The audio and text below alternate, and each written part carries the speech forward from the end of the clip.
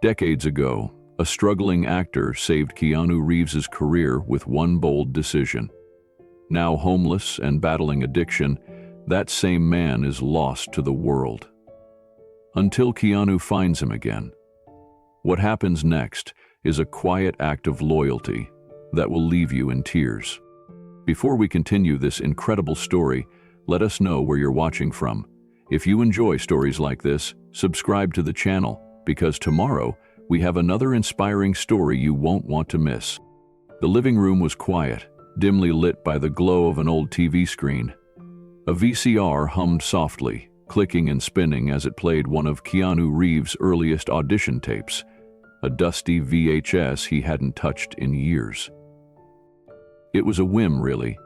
He'd been cleaning out a box marked "Early Years" when he found it, a label scrawled in black marker. "Blaze of Mercy, Audition, 1986. He sat back, letting the grainy image flicker to life.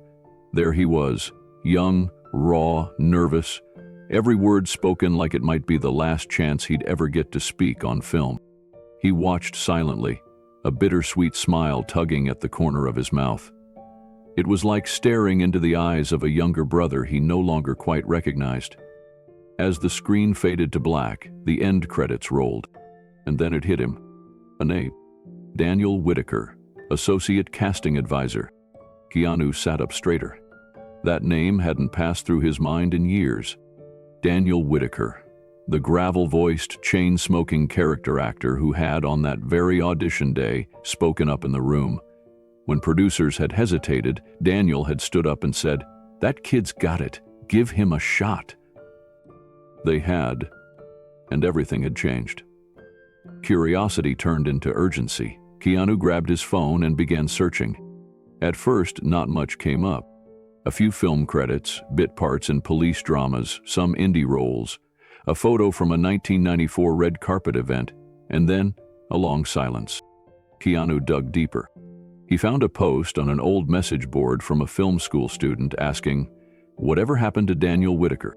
Then an article from 2008. Veteran character actor faces third DUI charge. Another link. Daniel Whitaker divorced. Cites career collapse as reason. And then, nothing. No interviews, no recent photos, no representation. No obituary either. Daniel had vanished. Keanu leaned back in his chair, staring at the dark screen. His chest felt heavy. There was something wrong about it. Something unfinished. How could the man who once saved his career disappear without a trace? Keanu remembered the way Daniel had winked at him before he walked into the audition room. "You got something, kid. Make sure they see it." He had, because Daniel made them look. Now it was Keanu's turn. He couldn't forget the man who once believed in him when no one else did. He wouldn't.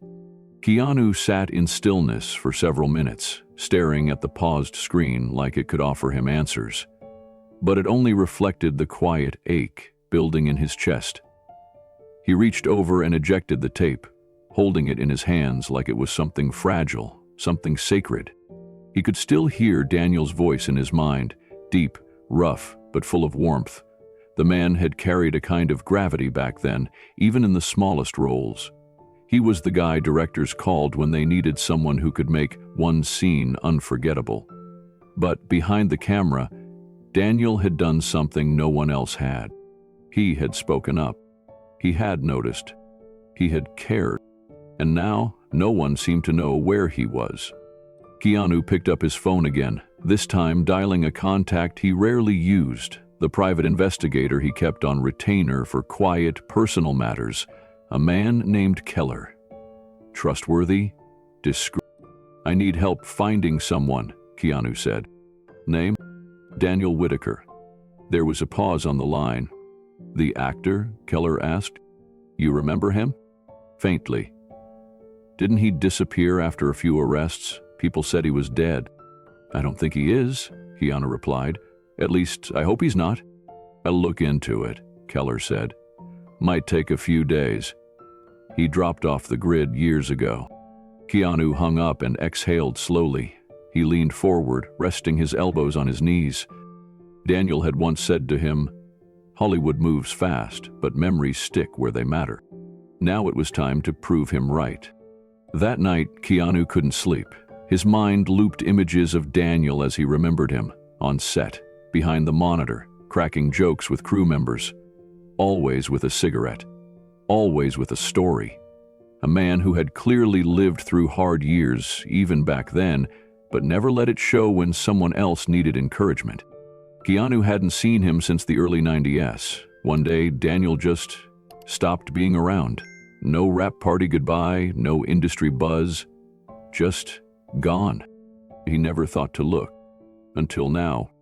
He sat at the edge of his bed as morning light began creeping through the blinds, the first thought forming fully in his chest.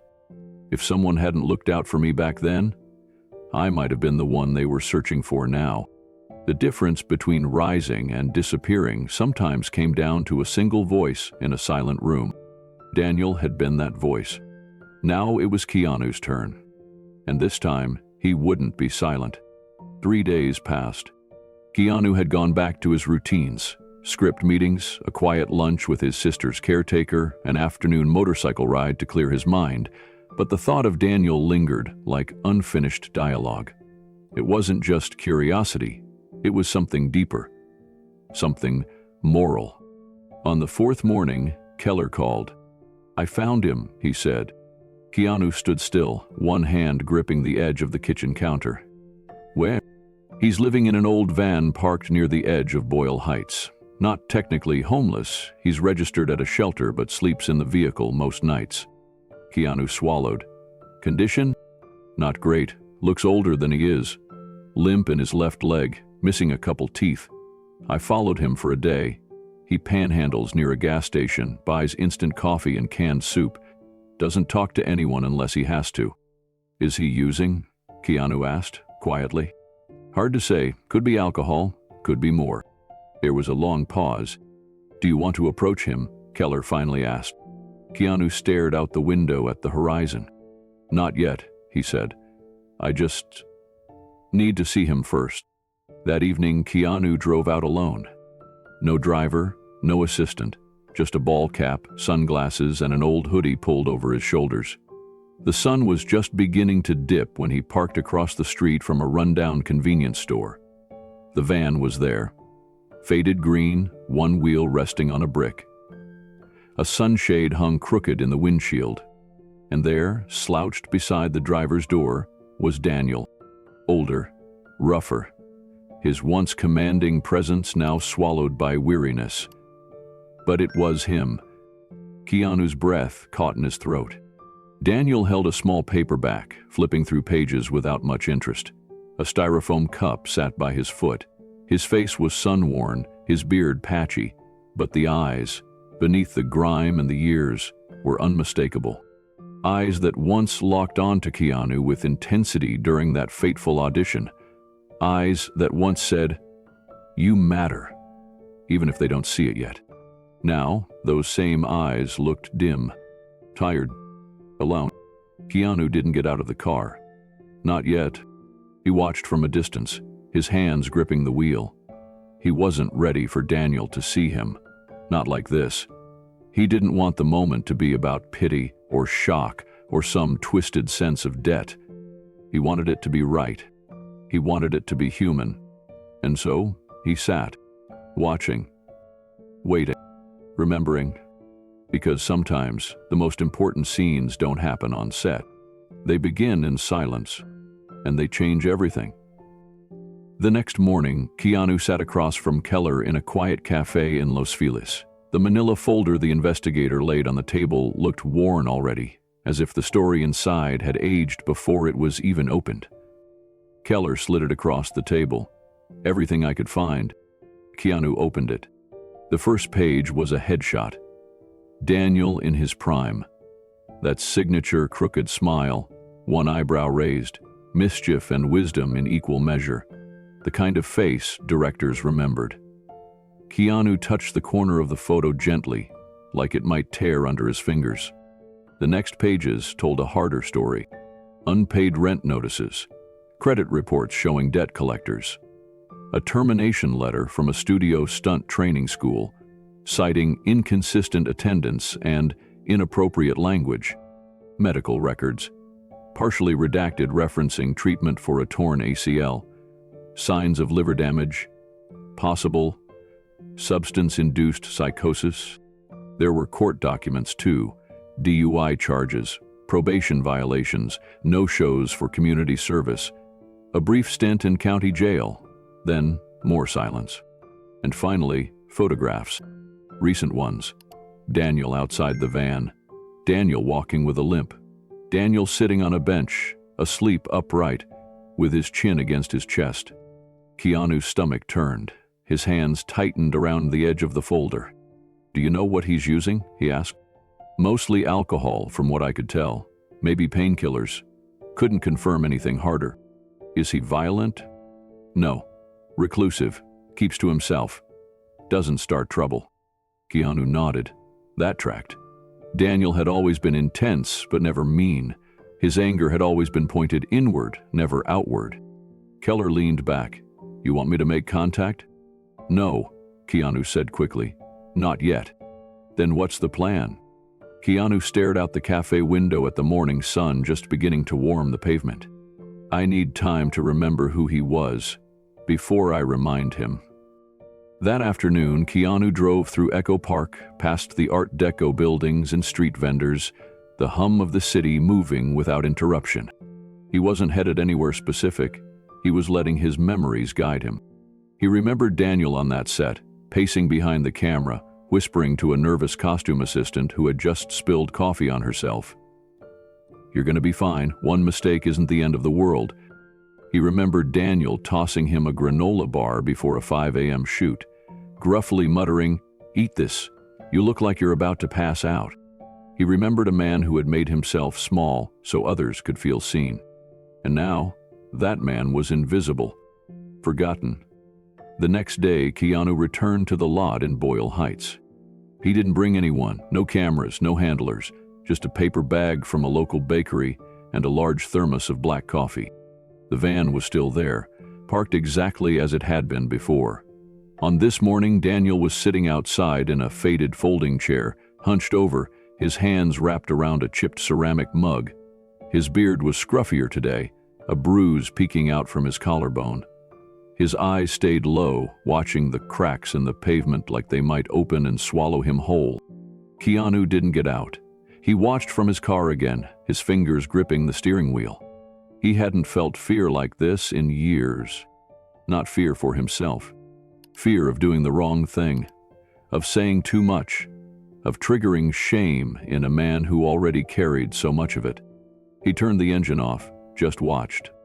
Daniel's hands trembled slightly when he raised the mug to his lips. His gait, when he stood, favored the left leg. Probably the old injury, untreated. After half an hour, Keanu left the bag of food at a nearby bench. Quietly, no note. He just drove away. But the next morning, the bag was gone. He did it again the next day, and the next. 3 days of quiet gestures, fresh bread, sandwiches, a rolled blanket, a pack of warm socks, always left at the same spot. No confrontation, no expectation. On the 4th day, Daniel glanced toward the car. It was the first time their eyes met. It lasted only a second, but in that second, something passed between them.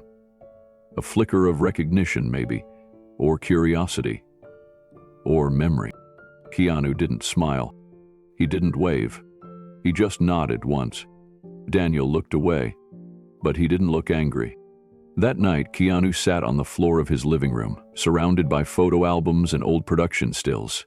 He found one of Daniel holding a clapperboard, laughing mid-joke, and another, taken by a crew member on a Polaroid, of Keanu and Daniel side by side in folding chairs, water bottles at their feet, sun beating down on their shoulders. They looked like brothers in arms. Keanu stared at that photo for a long time. He picked up a pen and began to write a letter. The letter was short. Not a pitch, not a plea, just a memory. Keanu folded the paper once and tucked it into an envelope. No name on the front, just one word in block letters. "Thanks." The next morning, he returned to the bench near the van. Daniel wasn't outside yet. The folding chair sat empty. The cup was gone. Keanu placed the envelope beneath a brown paper bag that held a sandwich, a hard-boiled egg, and a small banana. Then, he sat in his car and waited. 30 minutes later, Daniel emerged. Moving stiffly, he squinted at the sky like it might yell at him for surviving another day. He walked over to the bench with the slow caution of someone who'd learned not to expect much from the world anymore. He saw the envelope first, picked it up, turned it over, opened it. Keanu couldn't hear what he whispered, but his hand froze for a long moment before slowly folding the letter and slipping it into his coat pocket. He didn't eat right away. He just sat there, unmoving, eyes fixed on the ground, like someone had just told him a secret that split him open. Keanu didn't approach. He didn't need to. Some messages didn't require words to echo. That night, Keanu received a text from Keller. He's reading it again. Attached was a blurry photo, taken from a respectful distance, of Daniel sitting by a small camp lantern, the letter open in his lap, his lips moving silently, as if repeating the lines to himself. Keanu didn't reply right away. He stared at the image. It hurt in a way that was good. A necessary kind of ache. Daniel didn't disappear the next day. He didn't retreat. He stayed visible. The next time Keanu passed, Daniel was outside, shaving with a hand mirror perched on the van's hood. There were fewer layers on his face now. Still tired, still limping, but somehow more present, as if he was beginning to return to himself. And though Keanu hadn't yet said a single word to him directly, Daniel knew. He knew who was behind the food, the letters, the silence that stayed just long enough to mean something. One morning, Daniel glanced toward Keanu's car and offered a nod, a real one. It lasted only a second, but in it there was no pride, only permission. The shelter sat tucked between a row of faded brick buildings off Alameda Street. No sign out front, just a mural of clasped hands painted on the wall, chipped at the edges but still holding on. Keanu parked a few blocks away and walked in alone. It was a quiet Thursday morning, the kind where most of the staff were prepping sandwiches and sorting blankets. He signed the volunteer clipboard under a simple alias and pulled on a pair of gloves. This wasn't for show. He'd done this before, long before the cameras ever found out. Quiet service, no photos, just help. He stayed near the back that morning, chopping vegetables beside a retired nurse named Maria and a college student named Eric. They talked about nothing in particular: commutes, allergies, soup recipes. Keanu liked that, the normalcy of it. Around noon, people began to arrive. One by one, they stepped inside, heads down, hands open for meals. The shelter wasn't just food. It was sanctuary, a break from the noise, the judgment, the cold. Then the door opened again, and Daniel walked in. He looked rough, hood up, shoulders hunched. He moved with a limp like always, but there was something new about him, something slower, heavier. His eyes scanned the room, taking in the familiar faces, the routine, the unspoken code of survival that existed in spaces like this. He didn't recognize Keanu. Not yet. Keanu stepped back, letting Maria handle the plate. Daniel took it without a word and made his way to a corner seat by the window, where the light filtered through like it had to push its way inside. Keanu watched for a few minutes. Then he took off his gloves, walked over, sat down. "Mind if I join you?" Keanu asked, his voice calm. Daniel looked up, squinting. "It's a free country." Keanu smiled a little. "Figured the window seat was the best view in the house." Daniel snorted. "Depends on what you're trying to forget." Keanu nodded, settling in. He didn't press. Just sat there, like any other stranger. Daniel eyed him cautiously. "You one of the new do-gooders?" "Something like that," Keanu said. "I try to help where I can." "Well," Daniel muttered, poking at his food, "help yourself to disappointment." Keanu didn't respond. He just let the silence hang.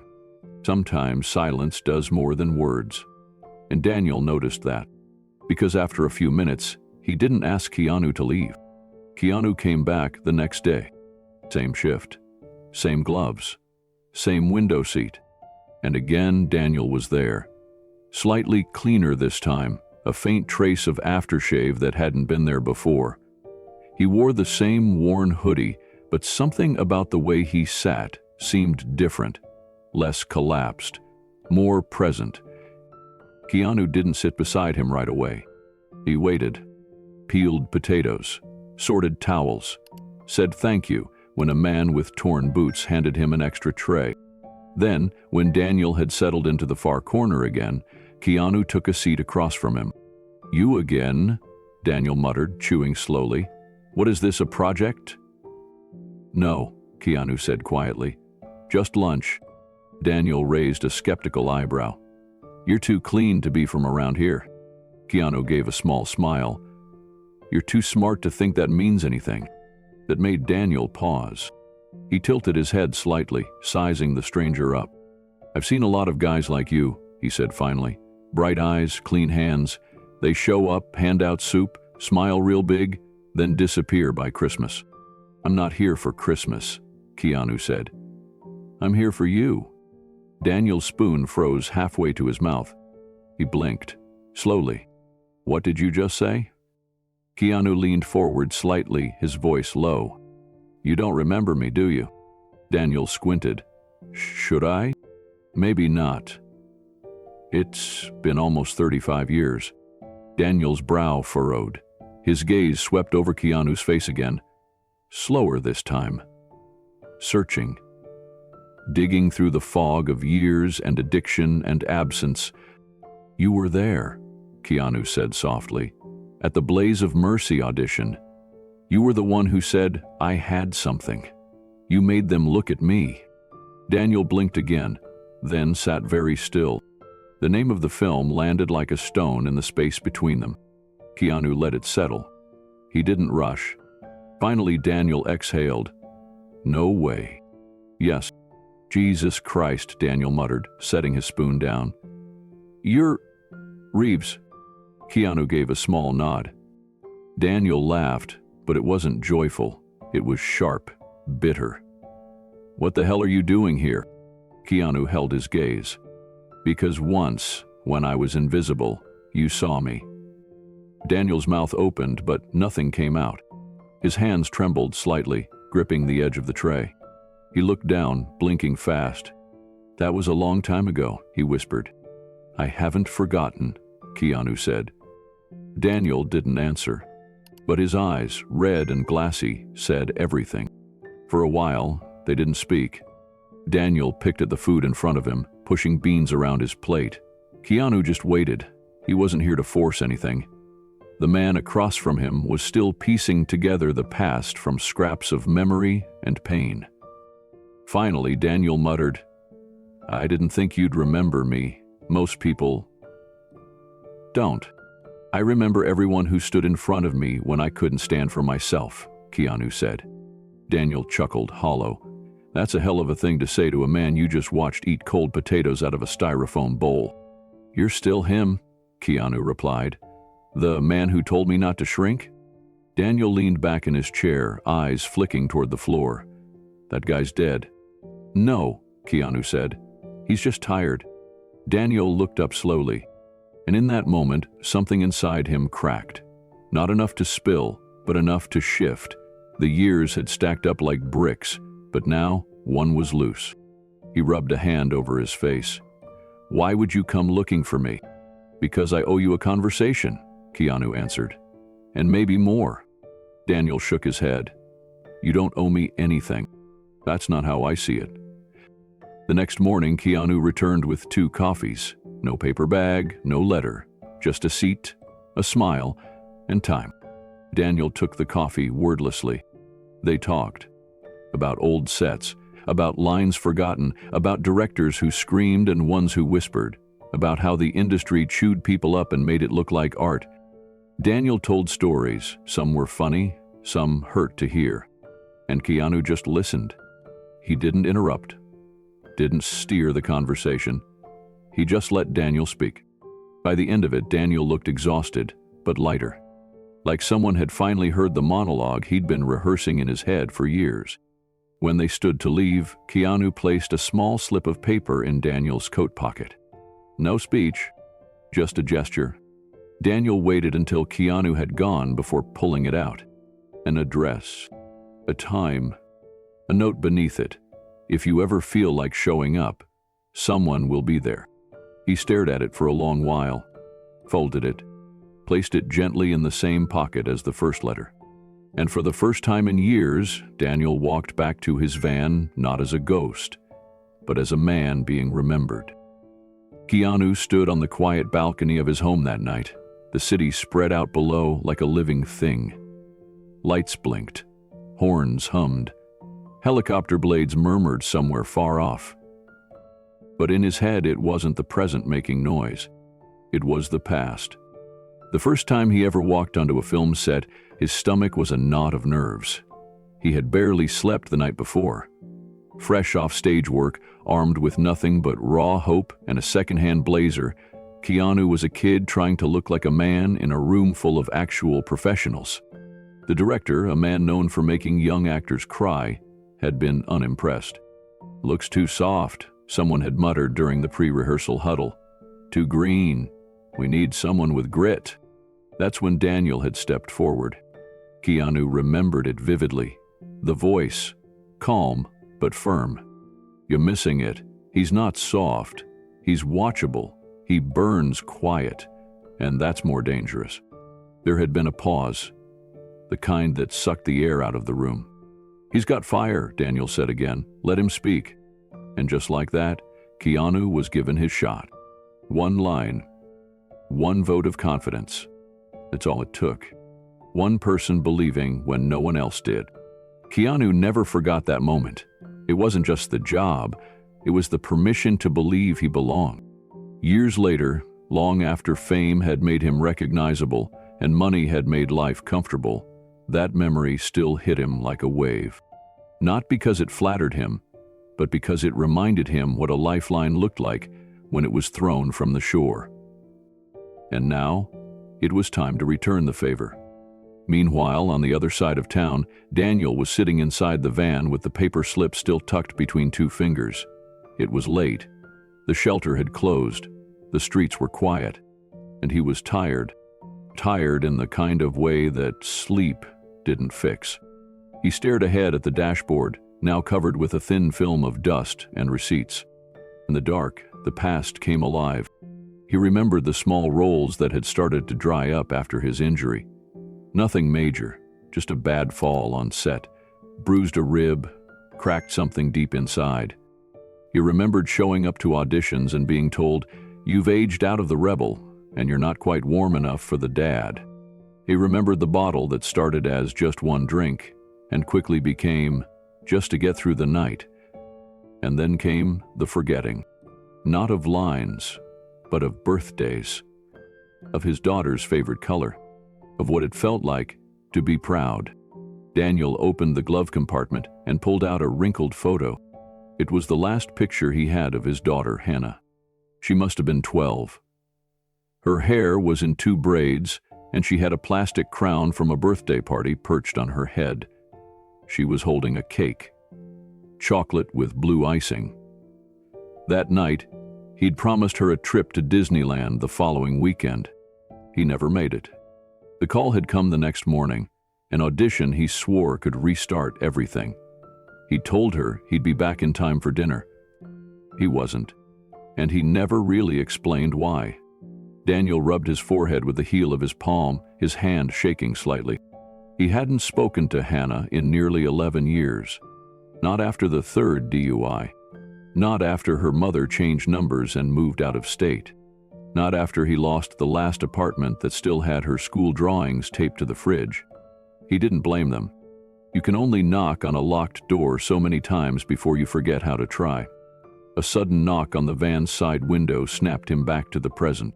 It was a shelter volunteer waving a thermos and a granola bar. "Leftovers," she said through the glass. Daniel nodded stiffly and accepted them through the cracked door. She didn't ask questions, just offered a tired smile and walked away. He watched her go, then unscrewed the cap on the thermos. Still warm. Cinnamon tea. He took a sip.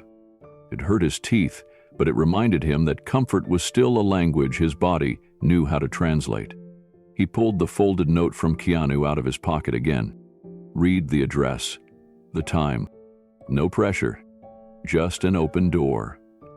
Back on the other side of the city, Keanu was flipping through an old script binder. In the margins of one early scene, Daniel's name was scribbled beside a line of dialogue, improvised on set but kept in the final cut. The line was simple. "You don't save the world by being perfect, you save it by showing up." Keanu ran a finger along the faded ink and smiled faintly. It wasn't the best movie. It hadn't won awards, but it had changed his life. And Daniel had been the one to light the match. Daniel didn't sleep much that night. He shifted on the back mattress of the van, pulling an old army coat tighter around his chest. Outside, the wind tapped against the glass like it was asking to come inside. He kept thinking about that kid with the eyes full of fire.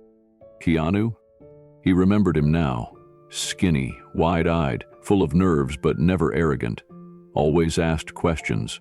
Always thanked the crew, even the guy who brought coffee. Daniel hadn't done much, just a nudge at the right time. But that nudge had helped create something big. And now, that something had come back, to sit beside him, to listen, to see him. The next afternoon, Daniel found himself standing in front of a small community center, paper note in hand. He'd walked there. He wasn't sure why. Maybe curiosity. Maybe guilt. Maybe because somewhere deep down, the part of him that used to believe in redemption had stirred just enough to whisper, "Go." He didn't knock. He hesitated by the door, glancing through the smudged window. Inside was a support group, 10 chairs in a circle, a whiteboard that read, "Forgiveness starts when blame stops." Daniel exhaled, turned to leave, and stopped. Because Keanu was there. Not inside. Outside. Sitting on a bench under a nearby tree. Waiting. Daniel walked over slowly, hands in his pockets. "You really don't quit, do you?" Keanu smiled. "I figured you might show up. I almost didn't. But you did." Daniel sat down beside him. His joints cracked as he lowered himself. "This all feels like a setup. Some kind of redemption movie. Cue the swelling music and the third act breakthrough." Keanu looked at him. No music. Just a bench. And a friend. Daniel blinked. That word hit harder than expected. Friend. It had been a long time since someone used it without irony or obligation. He sighed, long and low. "You know, I used to think acting was the hardest part of my life. Memorizing lines, taking rejection. But that wasn't it." "What was?" Keanu asked gently. "Being forgotten. That's the hardest." Keanu nodded, then reached into his coat pocket. He pulled out a small, weathered photo. Daniel and Keanu, side by side on set, laughing at something off camera. "You weren't forgotten," Keanu said. "You just stopped being looked for." Daniel stared at the photo, then at Keanu, then down at his own hands. Scarred but still steady. Maybe it wasn't too late. The silence between them stretched as cars passed behind the bench. A dog barked in the distance. Daniel kept his gaze forward, fingers drumming against his jeans. He was waiting for the catch, the pitch, the hidden string that would yank him from this fragile place of almost trusting. But it didn't come. Keanu sat still beside him, just breathing. Finally, Daniel cleared his throat. "So what now, you hand me a pamphlet? Drag me to a church basement full of strangers telling me they used to drink mouthwash?" Keanu smiled faintly. "No dragging, no pamphlets, just a question." Daniel raised an eyebrow. "What kind of question?" Keanu reached into his jacket and pulled out a folded envelope. "There's a place I know, quiet, no press, no labels, just people trying again." Daniel didn't take the envelope. He stared at it like it might bite. I've been to places like that, he muttered. They hand you a cot and 3 slogans, then forget your name when the next guy walks in.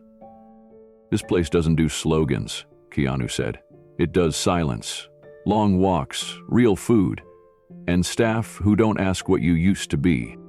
Daniel snorted. Sounds expensive. It's taken care of. Daniel rubbed a hand across his face, suddenly tired. I'm not rehab material, Keanu. Keanu's voice stayed gentle. You're not material. You're a man. That's the problem, Daniel said. I remember what being a man used to mean to me. Now it just means staying vertical long enough to find something cheap and warm to drink. Keanu paused, letting that settle. I'm not asking you to believe you can get better, he said finally. I'm asking you to believe that I believe it. Daniel looked over, eyes narrowed. What if you're wrong? Then I'll be wrong beside you. Daniel blinked. That answer hadn't been in the script he'd written in his head. It cut deeper than he expected. And somehow it softened something too. Let me ask you something, Daniel said after a moment. Why me? Why now?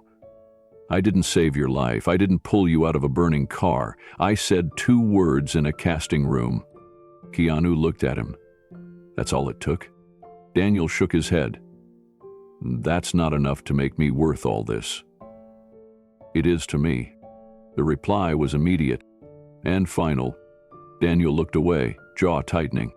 He didn't cry, but his voice cracked when he said, Just don't make me your charity project. You're not, Keanu said quietly. You're my brother in the fight.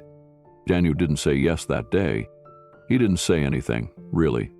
After Keanu left, he sat on the bench for another hour, staring at the envelope until the sun dipped behind the trees. He stuffed it into his coat pocket like it was something radioactive. That night, he didn't go back to his van. He walked. For hours. Past shuttered storefronts. Past old movie posters curled at the corners. Past a liquor store that once knew him by name. He walked until his legs burned and his breath turned sharp. And still, something inside him kept whispering, what if? What if he said yes? What if he didn't fail this time? But fear is loud when you've lost everything, and addiction is clever. It doesn't scream. It murmurs. It tells you to stay.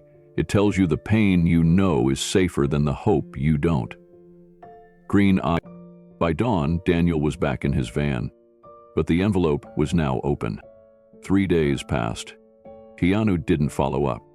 He didn't knock, didn't text, didn't push. He just waited. Because he knew recovery couldn't be forced. It had to be chosen, even if the choosing came through clenched teeth and shaking hands. Then, on the 4th morning, a call came. Blocked number. Keanu answered anyway. I don't have bags, the voice said, and I can't promise I won't walk out. Keanu closed his eyes. You showed up. That's enough. There was a pause on the other end, then a gruff laugh. You always talk like you're in a movie. Only the good ones. Daniel chuckled once more. Dry, but real. And then, for the first time in years, he said, Pick me up before I change my mind. Keanu pulled up to the lot an hour later. Daniel was already waiting on the curb. No suitcase, just a duffel bag and a ball cap pulled low. He looked at the car like it was a spaceship. This thing electric? Mostly, Keanu said. Daniel grunted. Figures. I'm getting rescued by a Prius. Keanu smiled, popped the trunk, and waited. Daniel stood there a moment longer, as if the sidewalk had grown roots under his shoes. But then he moved. One step, then another, until he was seated beside Keanu, staring out the windshield like a man at the edge of something too big to name. Keanu didn't start the car right away. He just looked over and said, No one's asking you to be perfect, just present. Daniel nodded slowly. Let's go. The facility was nestled in the hills outside Santa Barbara. No gates, no guards, just a long gravel driveway flanked by eucalyptus trees and a sign that simply read, Stillwater. Daniel stared at it as they pulled in. Sounds like a cult, he muttered. Keanu smiled without looking away from the road. If it is, they've got the best soup in California. Soup's not gonna fix me. No, but it's a start. Daniel didn't argue. He just exhaled, long and hard. The intake was quiet. No clipboard interrogation, no sterile lighting, just a middle-aged woman with kind eyes named Marta who offered him tea and asked if he wanted a blanket. He said no, but she gave him one anyway. He didn't protest. They took his vitals, gave him a private room with a view of the trees, no roommate, no buzzers, just silence, and a journal on the nightstand. He stared at it for 20 minutes before opening the cover. The first page was blank, but on the second, someone had written in careful pen, "Your story isn't finished." That night, Keanu sat outside in the courtyard, sipping peppermint tea under the stars. Daniel stepped out quietly. He looked awkward in the hoodie the staff had given him, but his posture was a little taller, his face a little calmer. He didn't sit down, just stood next to Keanu and looked up at the sky. "I don't know if I can do this," he murmured. Keanu didn't respond right away. Then he said, "That's okay. You don't have to know yet, you just have to stay." Daniel let the silence settle, then nodded once. A long, slow breath escaped his chest. "Thanks for not making me beg." Keanu looked over.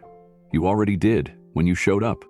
Daniel returned to his room, sat on the edge of the bed, and stared at the journal again. This time he picked up the pen. He didn't write a memoir, or a speech, or a confessional. He just wrote 5 words. "I think I want to live." Then he closed the journal and left it open. The first 48 hours nearly broke him. Daniel spent most of it curled on a narrow bed in his private room, sweat-soaked and shaking.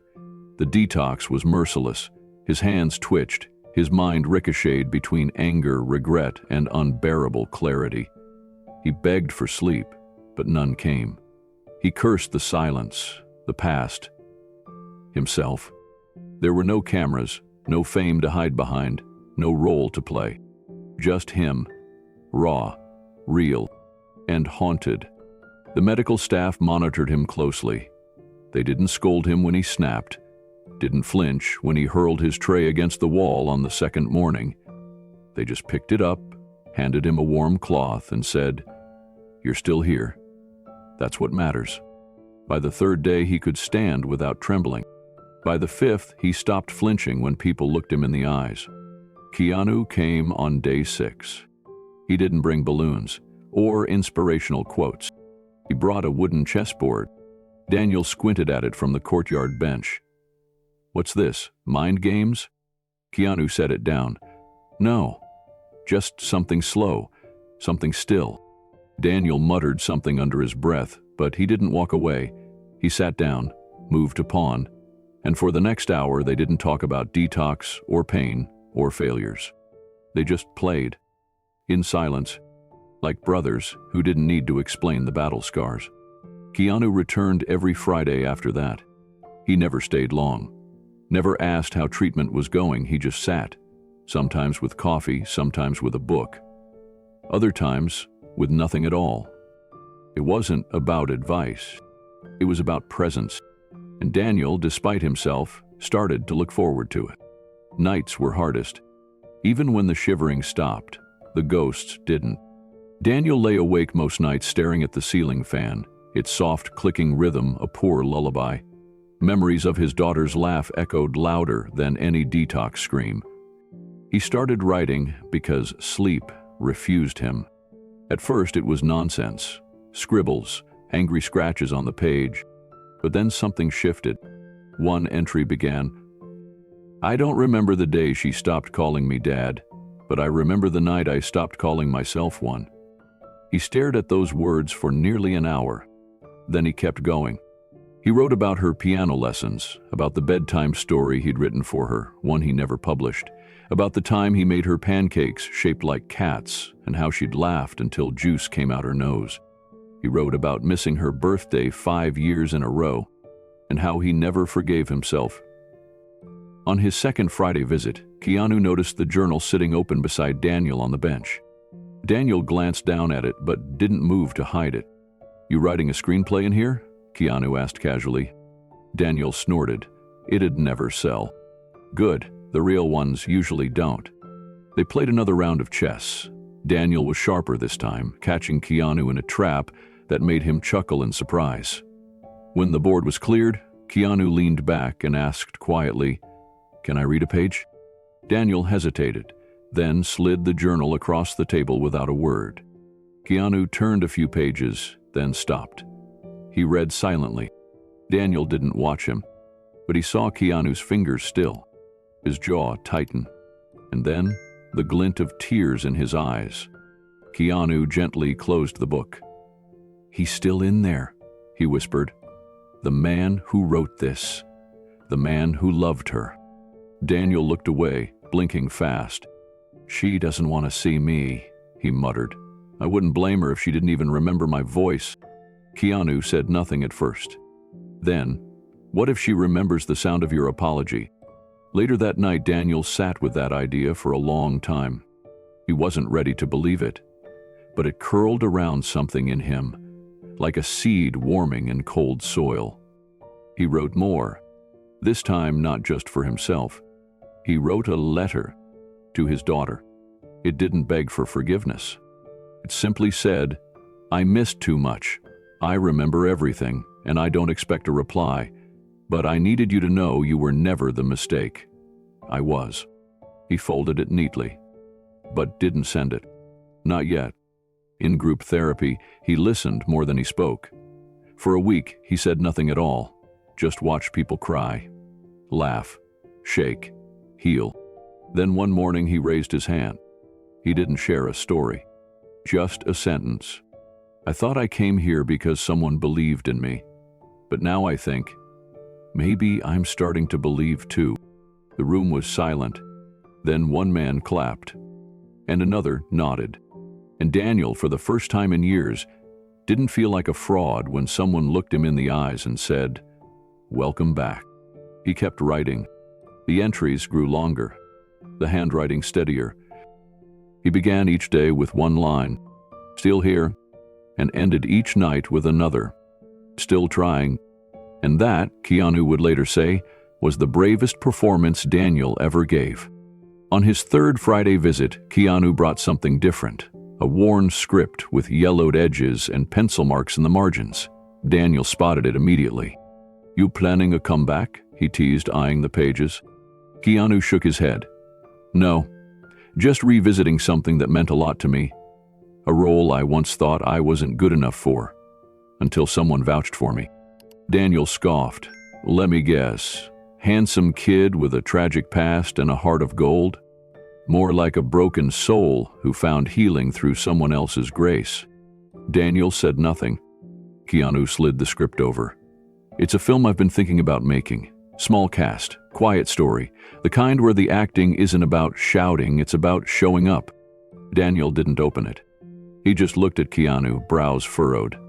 "Why are you giving this to me?" "Because I wrote a part with someone in mind. Not a character actor, not a star, just a man I believe in." Daniel stared at the cover page. No fanfare, no title, just his name in the top right corner. He picked it up, held it like it might vanish, and whispered, "I don't know what to say." "You don't have to say anything," Keanu replied. "Just keep healing. The rest will come." The next few weeks brought setbacks. Daniel had nightmares. He lashed out in a group session. He skipped breakfast twice in a row and spent one entire day refusing to speak. But then came a new morning. He rose before the alarm, made his bed, brushed his teeth, sat under the oak tree near the reflecting pool, with a pen in one hand and a folded sheet of paper in the other. It was time. The letter to his daughter, rewritten, edited, cried over, was finally ready to send. He sealed the envelope with trembling fingers, handed it to Marta, the counselor, without a word. She didn't ask what it said. She just nodded and said, "That took courage." Later, Keanu returned once more. They sat without chess this time, just watching the sun slip behind the hills. Daniel broke the silence. You know, I don't know if she'll answer. Keanu looked over, gentle. That's not the point. Daniel nodded slowly. Yeah, I think I finally get that. He reached into his pocket, pulled out the journal, and flipped to the back. One final sentence scrawled in dark ink. I don't want to disappear quietly. Keanu read it, then placed a hand on his shoulder. You won't. Daniel sat on the edge of his bed, holding a photograph in his hands. It was creased at the corners, a little faded, but the girl's face was unmistakable. Bright eyes, toothless grin, a ribbon in her curly hair. She couldn't have been more than 6 in that photo, playing dress-up in his oversized blazer, laughing like the world was still whole. Keanu sat nearby, silent. They had just finished a quiet lunch in the courtyard. The breeze carried the scent of citrus trees, but Daniel's mind wasn't there. She's 24 now, he finally said, eyes still on the photo. Last I heard, she was studying music. Cello. Something about how it calmed her when she was little. Keanu nodded, not wanting to interrupt. She doesn't need me, Daniel added quickly. She's probably better off not remembering what I looked like when I showed up drunk to her recital. His voice cracked on the last word. Keanu leaned forward. That may be true. That she doesn't need you, but maybe you need to show up for her anyway. Just once. With nothing to ask for. Daniel looked down at the photo, then back up. I wouldn't know what to say. Start with the truth.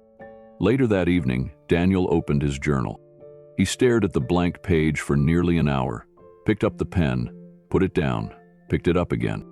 Then slowly, deliberately, he wrote, Dear Chloe, and the flood began. He wrote about the piano she used to play before bed, about how he used to sit in the hallway just to listen, because the melody made him feel like he could be something more than a man with too many regrets. He wrote about how sorry he was, not just for what he did, but for what he didn't do. He didn't teach her how to drive. He didn't meet her first boyfriend. He didn't clap loud enough at her third-grade play. He wrote that he still remembered the way she used to hold his pinky finger when they crossed the street, like it was the whole world. He didn't ask for forgiveness. He didn't expect it. He just wrote what was true. When he finished, he folded the letter carefully, placed it in an envelope, wrote her name in the center, but left the address blank. It sat on his desk for 3 days. At the end of the week, there were 3 more letters stacked beside the first one. Daniel hadn't planned to write them, but once he started, the words just kept coming. Different moods, different voices, one angry, one hopeful, one just a stream of consciousness ramble about a time he braided her hair and got the parts all tangled. He didn't know which letter was the right one, so he wrote them all. Keanu stopped by with coffee and saw the envelopes. She still lives in Pasadena, right? He asked gently. Daniel hesitated. Far as I know, but I don't want to send her something she didn't ask for. Keanu nodded. Then write the one she didn't ask for, but might still need. Daniel stared at the stack. He picked up the first letter. Read the opening line again. Dear Chloe, I know you owe me nothing. And after a long silence, he slid the envelope across the table. If you think it's worth sending, he whispered, send it. Keanu didn't say a word. He just placed the envelope carefully into the pocket of his coat and gave Daniel's shoulder a quiet pat. 2 weeks passed. Daniel checked the mailroom every morning, pretending he wasn't. He sat longer by the window, stared more at the gate. He didn't ask if anything had arrived, but Marta, the counselor, saw the shift in his eyes. Some days he seemed lighter. Other days, like the waiting, was a weight he couldn't shake. Then, on a Wednesday afternoon, a white envelope appeared in his mailbox. No return address. Just his name, scrawled in slightly crooked handwriting he hadn't seen in years. He didn't open it right away. He just held it, ran his fingers along the seal, tucked it under his arm, and walked back to his room. He sat on the edge of the bed again. Same spot where he had held her photo. Same hands trembling. He opened it carefully, afraid it might disappear if he tore too fast. Inside, a single sheet. No salutation. Just one line, written in blue ink. "I don't know if I'm ready to forgive you, but I'm ready to hear you." Daniel read it once, then again, then sat very still, like the wind had gone out of him, and he wasn't sure if it would ever return. But after a moment, he smiled, just a little. Then he whispered, "That's enough for now." And for the first time in years, he felt seen. The next time Keanu visited, Daniel didn't say anything right away. They walked the edge of the courtyard trail, kicking gravel with each step, letting silence do what words sometimes couldn't. But as they neared the benches by the garden, Daniel reached into his coat pocket and pulled out a folded piece of paper. "She wrote back," he said. Keanu stopped walking. "Yeah?" Daniel handed him the note. Keanu read it slowly, then looked up. "That's a beginning." Daniel nodded. "Feels like a door creaked open, just enough light to know it's not locked." He sat down on the bench, gaze lifted toward the sky. "I didn't realize how long I'd lived in silence, even in rooms full of people, even on movie sets. I was always performing, just never present." Keanu sat beside him. "That's a hard thing to admit." Daniel smiled. "I was good at playing other people, forgot how to be myself." Keanu glanced toward the journal, resting in Daniel's lap. "She wants to hear you. That means you still matter." Daniel's fingers tightened around the leather cover. "It scares me that I might disappoint her all over again." "Then speak the truth. Don't try to impress her. Just let her meet the man who wrote that letter." That night, Daniel wrote again. Not a letter this time. A story. Not fiction, not a screenplay. Just a memory. The time he and Chloe got caught in a summer storm, running down the street barefoot, soaked to the skin, laughing like fools. He remembered carrying her on his shoulders. She had yelled faster like she was on a roller coaster, and he'd sprinted until his knees gave out and they collapsed into a puddle, breathless and wild. He had forgotten how joy used to feel. Now it was coming back in pieces. And this time, he was writing not to explain the past, but to rediscover who he was inside it. A week later, Daniel asked the counselor if he could schedule a video call with Chloe. She hadn't agreed yet, but she'd written again, a longer note. No promises, no rush, just an open hand stretched toward a man who used to be a ghost in her life. Daniel read it 3 times before folding it up and tucking it under his pillow. This wasn't the finish line. It was just mile 1. But for a man who once believed he'd already run out of road, it was everything. That night, Keanu found a note in his own mailbox. It was short. From Daniel. "Thank you for not forgetting the man behind the mistake." And beneath it, another line. "She heard me." The restaurant Keanu chose sat tucked between a used bookstore and a florist. Unassuming, quiet, and nearly invisible to anyone not already looking for it. That was intentional. No paparazzi, no noise, just a safe place for something fragile to unfold. Daniel arrived 10 minutes early, his palms sweating despite the cool afternoon breeze. He wore a dark gray button-down shirt that still had the faint crease of being folded too long. His shoes were clean but scuffed. He hadn't worn anything like this in years. The hostess smiled at him. "Table for 2?" He nodded, his voice dry. "Yeah, last name's Whitaker." She led him to the corner booth Keanu had reserved. It was half hidden behind a wall of potted plants. A candle flickered gently between the settings. 2 menus, 2 glasses of water. It felt ceremonial, sacred. Daniel sat down slowly, running his fingers along the edge of the table. He kept glancing at the door. He didn't touch the menu, didn't sip the water.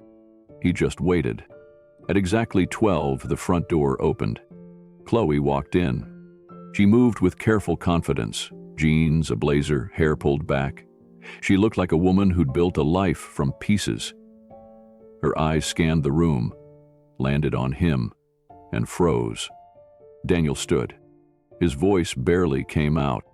"Hi." She hesitated before stepping forward. "You shaved." He gave a weak smile. I wanted to look like someone worth showing up for. She didn't smile back, but she sat. The waiter came and offered specials. They both declined. The silence settled like dust. Then Chloe leaned back and crossed her arms. "You said you wanted to talk." Daniel nodded, unsure of where to begin. So she helped him. "You left me with a stranger in a house full of ghosts." He closed his eyes briefly, then opened them. "I know." The words sat between them, unmoving. Chloe reached for her water glass, took a sip, and set it down harder than she intended. "I needed a father," she said, voice low. "Not a myth. Not a man who vanished when life got hard. You stopped showing up, and then acted like the silence was mutual." Daniel looked away, his throat tightened. "I know." "You don't," she said quickly. "You don't know what it felt like to explain your absence over and over to teachers, friends, boyfriends, to make up reasons, to lie so I wouldn't have to say my father chose a bottle over me." Daniel's eyes welled up, but he didn't wipe them. "You're right." There was no dramatic apology, no swelling music, just quiet shame and a man trying to hold his brokenness together long enough to let her speak. "I used to wait by the window," Chloe said.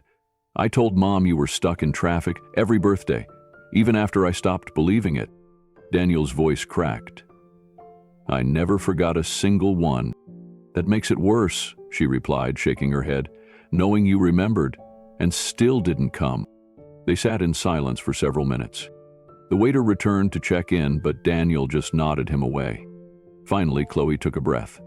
"You said you wanted to talk, so talk."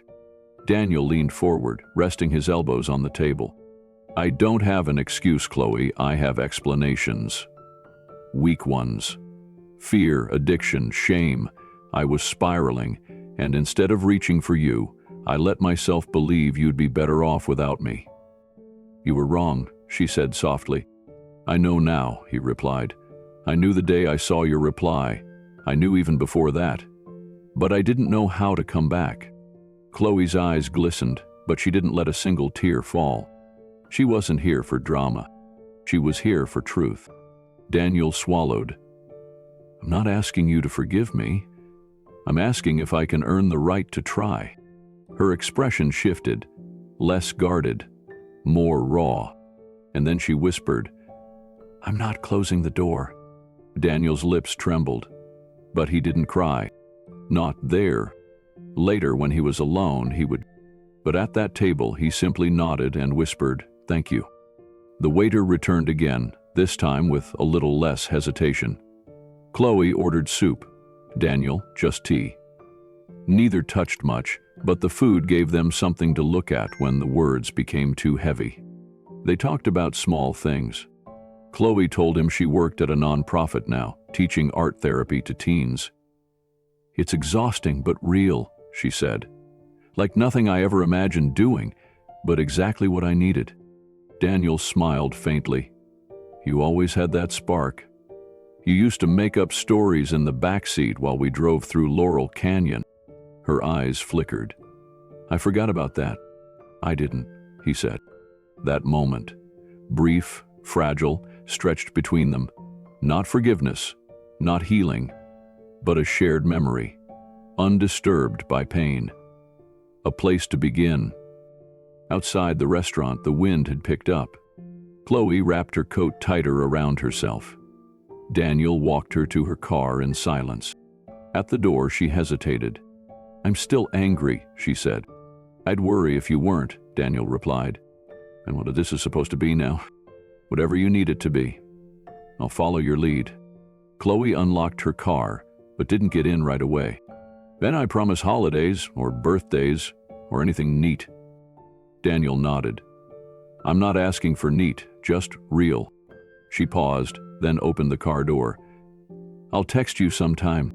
He smiled, backing away so she could close it. "That's all I need." As the engine turned over and she pulled away, Daniel stood under the dim glow of the restaurant awning, hands in his pockets, breath shaking. He didn't cry on the curb, but when he got home, alone, behind a closed door, He sat on the edge of the bed, held the unopened restaurant bill in his hand, and sobbed like he hadn't in years. Keanu called that evening. "How did it go?" he asked. Daniel exhaled. "Hard, honest, human." Keanu waited, giving space. "She didn't slam the door," Daniel added.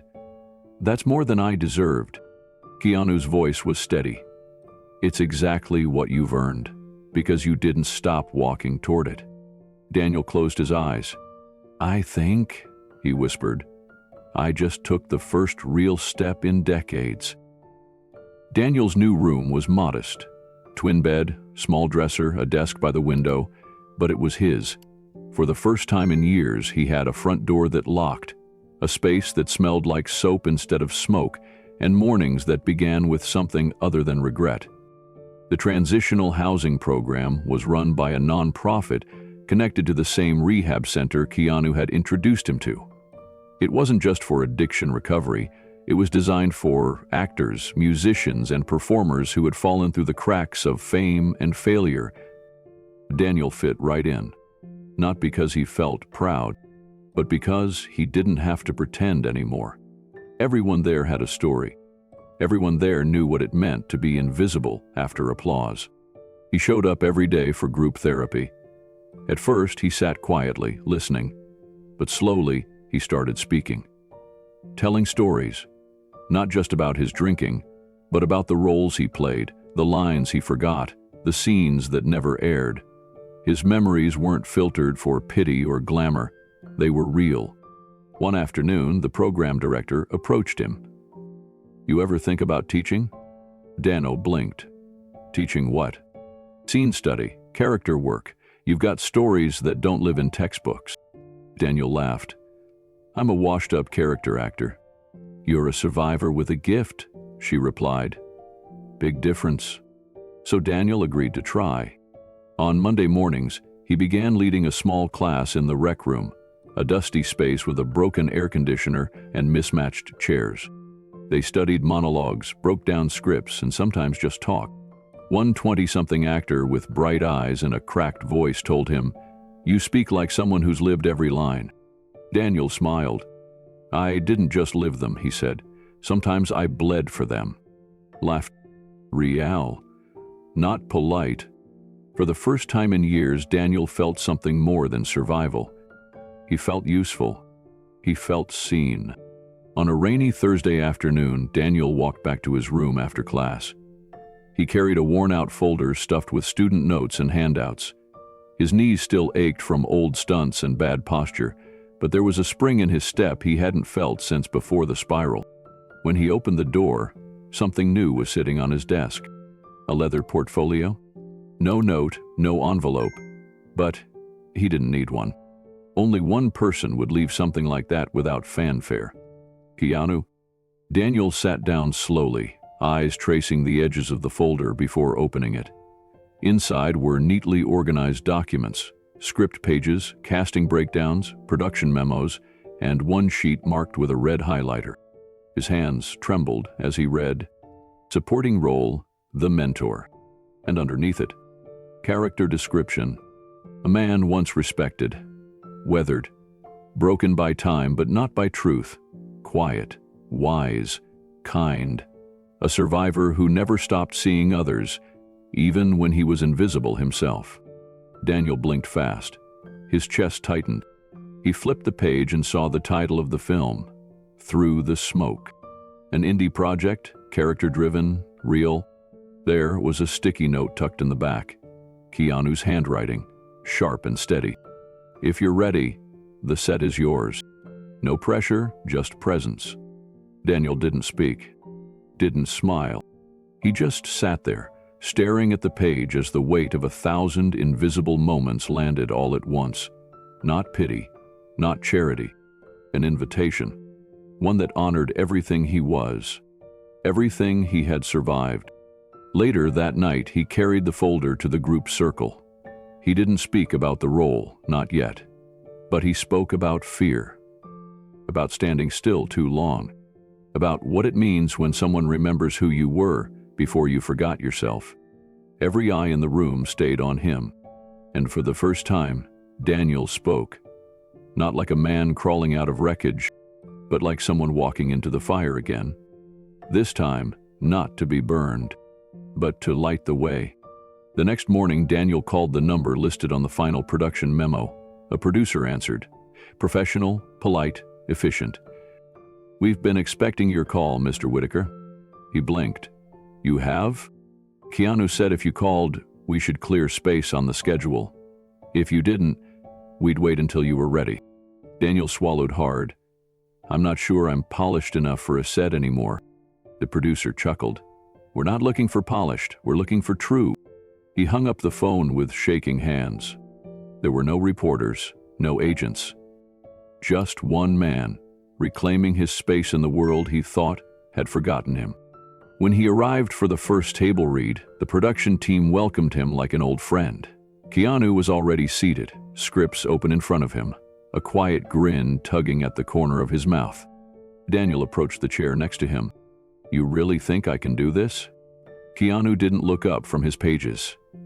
"I don't think I remember."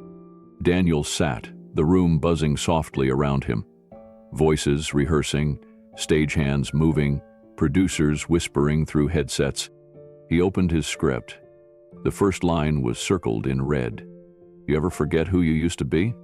Daniel exhaled slowly. "No," he whispered to himself, "not anymore." That evening, after rehearsal wrapped, he stepped outside into the lot. The sun was setting behind the palm trees, painting the world in gold and orange. It looked like something out of a film he might have watched as a kid, when he still believed stories could save people. He sat on a metal bench, watching the crew pack up.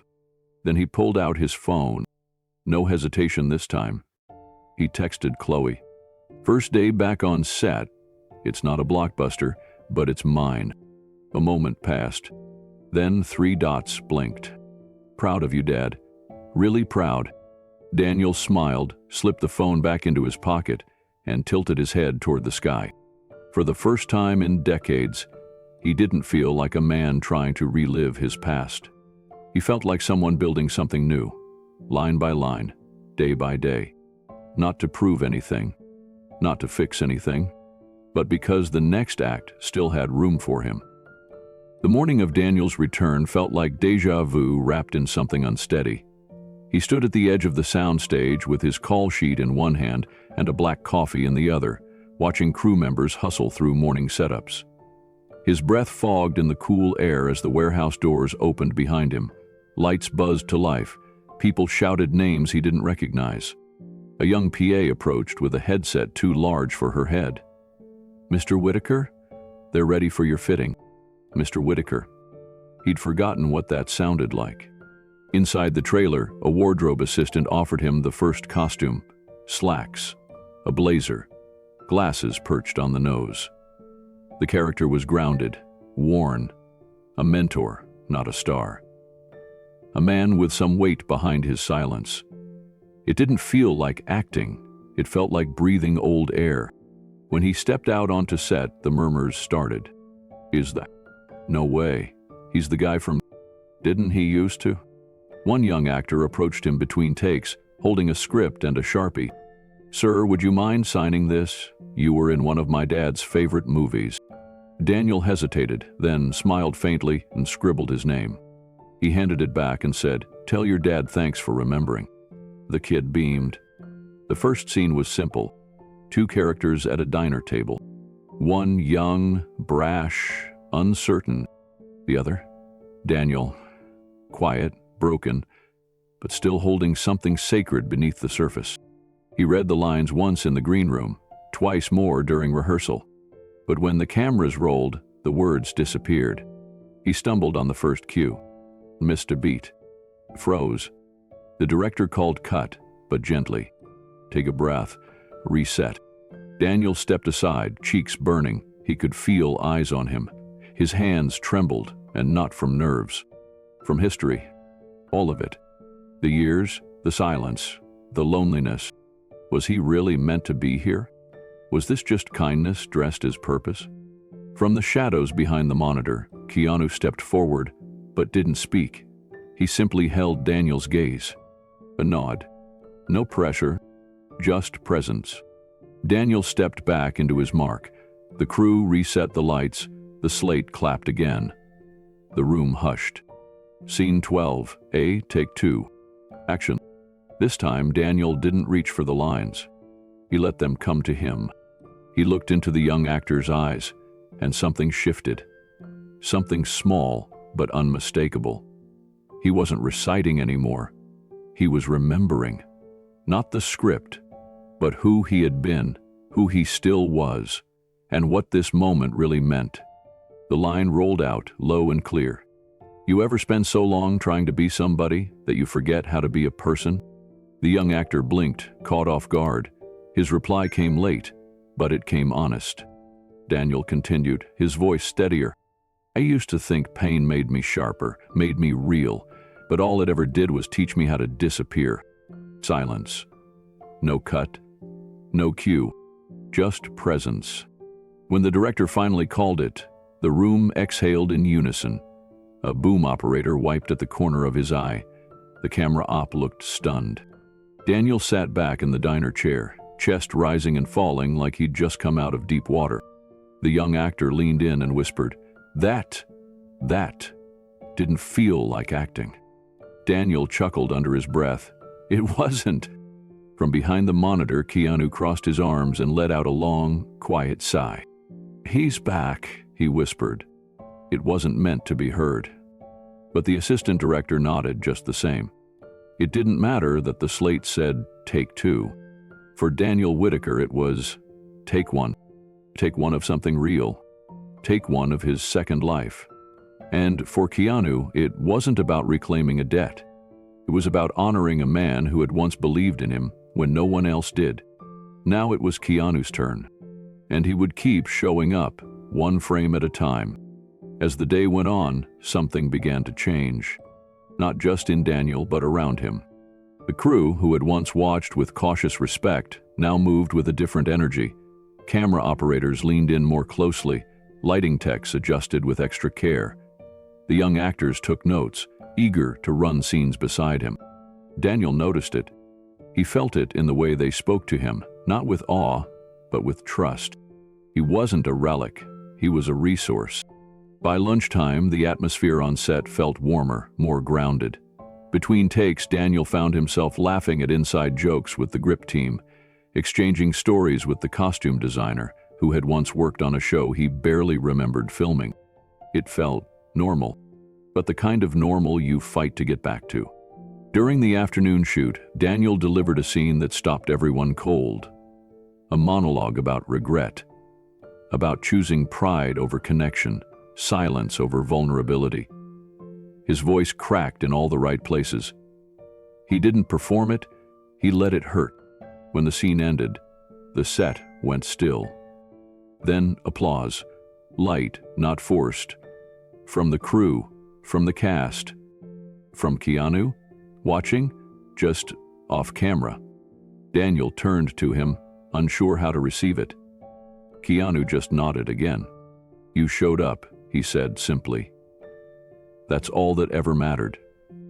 At wrap that evening, as golden hours spilled across the lot, Daniel walked alone to his car. He wasn't limping anymore.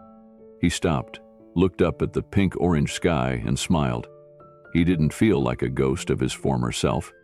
He felt like a man beginning again, with scars that didn't erase his worth, and a role that didn't define him, but reminded him who he'd always been beneath the weight of loss. For the first time in a very long time, Daniel Whitaker was not afraid of tomorrow. He was ready to meet it. The buzz started quietly. An anonymous tweet from a background actor, a grainy behind-the-scenes photo, a whisper that Daniel Whitaker, yes, that Daniel Whitaker, was working again. Then came the teaser trailer, 2 minutes of quiet, emotional dialogue. It showed Daniel in a dimly lit room, staring into a mirror, delivering a line that didn't need music to make it powerful. The hardest part isn't being forgotten, it's realizing you started to believe it. The industry took notice. Online fan pages resurfaced. A popular entertainment site ran a headline. Daniel Whitaker returns. Keanu Reeves's indie film brings back a forgotten talent. Soon, the calls came in. Requests for interviews, media inquiries, red carpet slots. But it wasn't Daniel they asked for. It was Keanu. The press conference was scheduled for a Thursday afternoon at a modest venue in downtown Los Angeles. No flashing lights, no gold backdrops, just a wooden podium, folding chairs, and a stage with soft lighting. Keanu took the podium in jeans and a blazer. No entourage, just him and a few team members.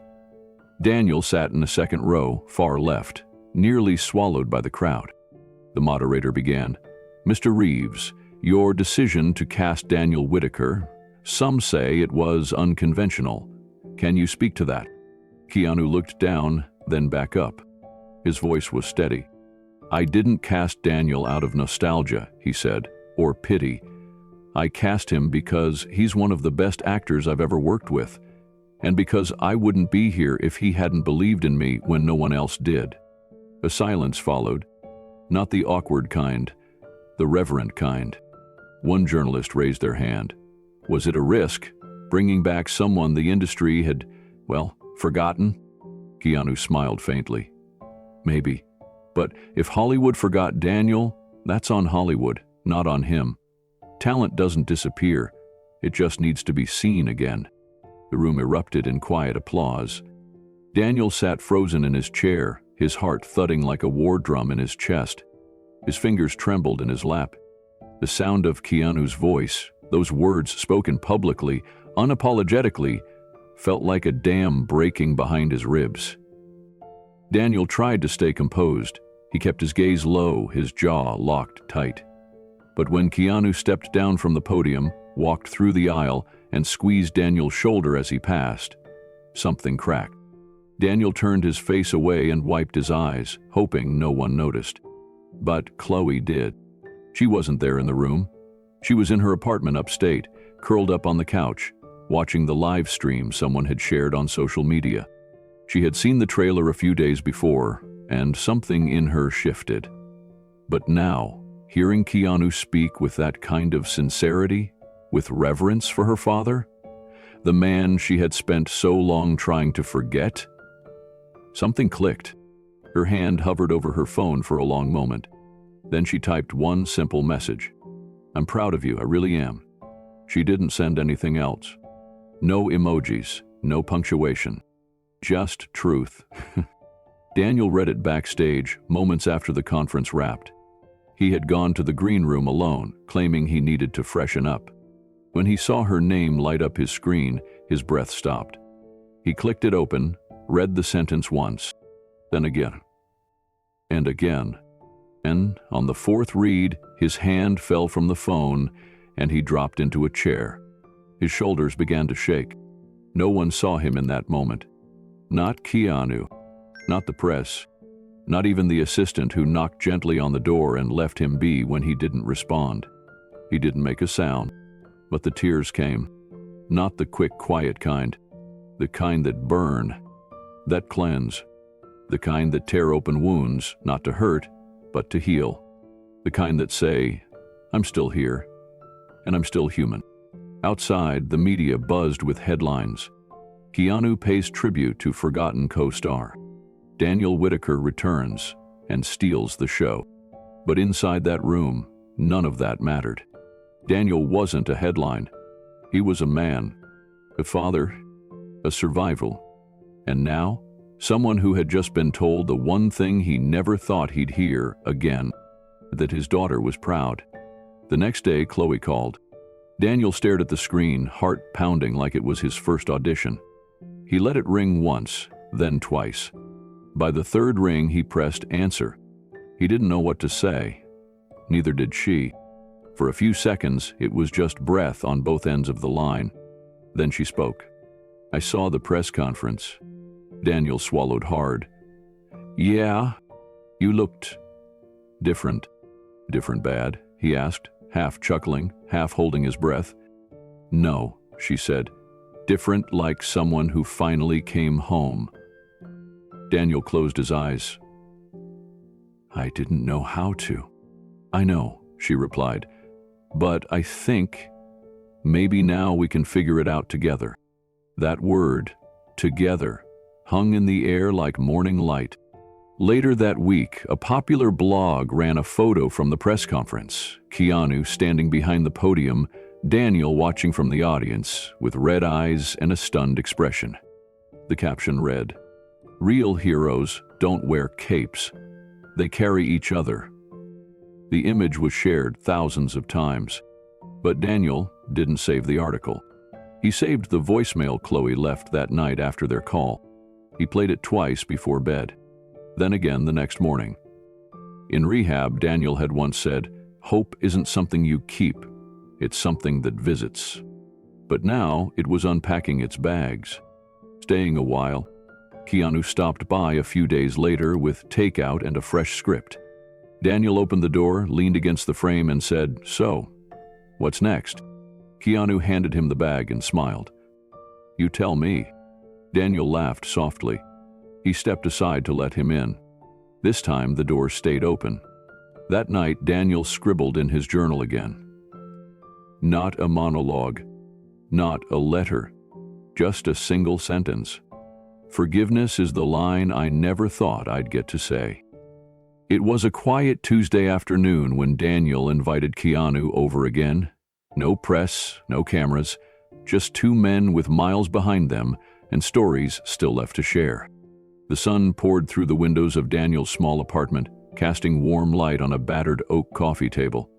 There were mugs of tea, the smell of toast in the air, and an odd stillness that made the place feel more like a cabin than a city rental.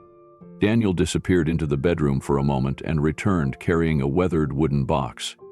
It was scratched, faded, and bound with an old leather strap, the kind of box that had traveled, been forgotten, rediscovered.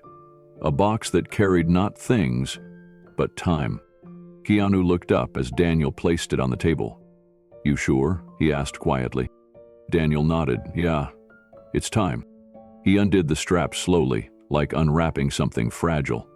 When the lid creaked open, a musty breath of old paper and wood rose into the room.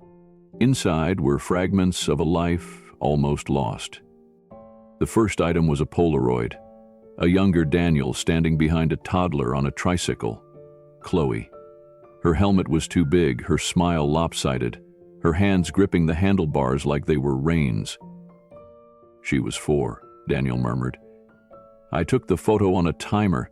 We just moved into our first house." Keanu smiled softly. "She looks like you." Daniel nodded but didn't speak. Next was a script. Dog-eared, coffee-stained, brittle from age. The title page read, "Steel River." A small film that never made it big, but had given Daniel his first major role. He flipped through it, fingers brushing underlines and margin notes written in his own looping handwriting. "I bled for this role," Daniel said, almost to himself. Then a folded napkin. Keanu raised a brow as Daniel gently lifted it from the bottom. "It's from a diner.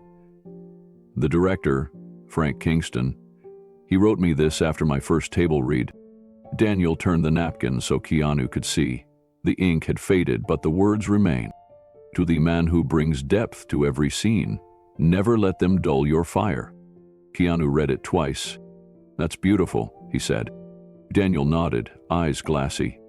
"Some days I read it to remember I was once more than a cautionary tale." Keanu reached into the box next, pulling out a folded flyer for an acting workshop dated over 2 decades ago. Daniel chuckled dryly. "Yeah, that was one of my last gigs teaching before everything went sideways." There were faded index cards beneath it, each one containing monologues, some from Shakespeare, others original. A few were blotched with what looked like old coffee stains. One was torn at the corner. Daniel glanced at it. "That one? I used to warm up with it before auditions. Didn't matter what role I was going for. That speech, 'I am not what you think I am,' was my armor." Keanu nodded, reverent. "That voice is still in you. I saw it on set." Daniel's hands shook slightly as he gently placed the cards back into the box. Then he turned to the final item, a folded piece of paper tucked into an envelope with no name on the front. I was going to write Chloe a birthday letter one year. I started, then stopped. I couldn't even finish it. He placed the envelope back carefully. I think I'll let her read it someday, when she's ready. Keanu didn't speak. He didn't need to. Some things are sacred. Daniel took a deep breath and then reached into a backpack beside the couch. From it, he pulled out a pristine shooting script, the one from Keanu's indie film, the one where Daniel had just finished his first credited role in decades. He turned to the title page. There, in Keanu's handwriting, was a note. This time the world sees you, too. Daniel stared at the words like they might vanish if he blinked. His voice cracked as he said, I never thought I'd have another first day. And now, I've had one more. Keanu leaned back, arms folded gently, smile quiet and warm. That script belongs in the box, Keanu said. Daniel nodded. He laid it on top of the others, smoothing the cover page like a bedsheet, as if tucking in the version of himself that finally found peace. And for a long moment, neither of them moved. No fame, no buzz, no cameras. Just two men. A box of memory and a life no longer wasted. Later that evening, Keanu was getting ready to leave when Daniel stopped him at the door. You know, he said, I used to think that everything good in my life was behind me. The roles, the applause, even the people. He looked down at his hands. I thought once it was gone, that was it. The story ended. Keanu waited, letting the silence settle like dust before answering. But you kept the box. Daniel glanced toward the table where the wooden keepsake still sat, its lid now gently closed. That box, Keanu said. It proves the story never stopped. It just paused. Daniel let out a breath that sounded like it came from the soles of his feet. I was scared, he said, not of failing again, but of mattering again. Because when you matter, you can get hurt. Keanu put a hand on his shoulder. Yeah, but when you matter, you also get found. As Keanu walked to his car, Daniel stood at the doorway and watched him go. He didn't wave, didn't say anything, but he felt something unfamiliar stirring in his chest. Not pride, not joy, something deeper, wholeness. Back inside, Daniel walked to the table and opened the box one more time. He removed the envelope with Chloe's name inside it. He stared at it for a moment, then tucked it between the script and the napkin. His fingers lingered on the title page one last time. This time, the world sees you too. A whisper came from his lips, more prayer than speech. I finally see me too. That night, Daniel didn't numb or vanish. He sat at his desk, opened a blank page in his journal and began to write again. Not as a man asking for forgiveness, but as a man who had found his place. Not on a stage, not behind a mask, but in the heart of a life rebuilt. It was late afternoon when Keanu and Daniel found themselves on a quiet bench overlooking the Pacific Ocean. The sun was low, hanging like a golden medallion just above the waterline. A soft wind rolled across the cliffs, tousling their hair and carrying with it the scent of salt and wildflowers. They didn't speak at first. They didn't need to. It was the kind of silence that only exists between two people who've walked through fire and come out breathing on the other side. Daniel leaned back against the bench, exhaling slowly. You know, he said, I've been thinking about something. Keanu glanced over but didn't interrupt. I used to think legacy was something you left behind. Your name in the credits, the awards, the roles. Stuff people point at and say, that was him. He paused, squinting out at the shimmering horizon. But now, I'm not so sure. Keanu rested his elbows on his knees, nodding slightly. Daniel continued. I look back and see gaps, moments I missed, people I hurt, chances I didn't take. For a long time, I thought I was just another cautionary tale, some washed-up actor with a sad story. His voice cracked slightly. I didn't think I had anything left to give. Keanu turned to him, eyes steady. You gave it the day you stood up for me, he said softly, when no one else would. Daniel laughed gently, shaking his head. I barely remember that day. But I do, Keanu replied. I remember you in the hallway after the read-through, when the studio guy wanted to replace me. You said, "The kid's got fire. You take him out, you lose the spark." They listened to you. Daniel's mouth twisted into a humble, crooked smile. I was just trying to keep the soul in the project. Keanu nodded. Exactly. And you did. The waves crashed below, steady and timeless. Daniel took a slow breath and looked at the sky, the way it stretched forever, without needing anything to prove itself. You know what else I've been thinking, he said. Legacy isn't just what you leave. It's who you lift. Keanu looked over. Daniel nodded, more to himself than to anyone else. I used to think I was done, that there was no arc left. But I've seen how just showing up again, clean, open, has made the younger actors ask questions. They want to know my story. They want to know how not to fall. He turned toward Keanu. And you never stop showing up, not just for me. I've heard what you've done, quietly. Crew members, stuntmen, sick kids. You're like a lighthouse no one talks about. Keanu looked down at the sand. I don't think it's about being seen, he said. I think it's about seeing others. Daniel smiled. Well, then you've got the clearest vision I've ever met. A gull cried overhead, sweeping past them on the ocean breeze. Daniel leaned forward, clasping his hands. There were nights in that van, he said, where I honestly believed I could disappear and no one would notice. But now, his voice broke, just for a second. Now I know one person was watching. Keanu reached over and placed a hand on Daniel's back. I never forgot. Daniel's eyes welled, but he blinked them clear. I want Chloe to be proud of me again. Keanu nodded. She already is. Daniel gave a small, trembling smile. Then maybe that's the legacy. Not the headlines, not the movies. He looked back out at the sea, voice quiet. Maybe the legacy is making someone feel like they were worth the rescue. Keanu sat back, letting the moment stretch out between them. No need to fill it. No need to chase some perfect phrase or speech. The sound of the ocean filled in every space that words didn't need to touch. Finally, Keanu said, Do you know the thing that keeps me grounded? Daniel looked over, curious. It's knowing that everything that lasts, the stuff that really matters, is quiet, steady, sometimes invisible, like what you did for me back then, like what you're doing now.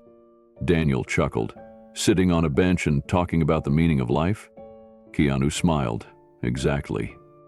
They both laughed, genuine, full-bodied, a little surprised by the weight they'd just shaken off with humor. Daniel tilted his head, the sun catching the silver in his hair.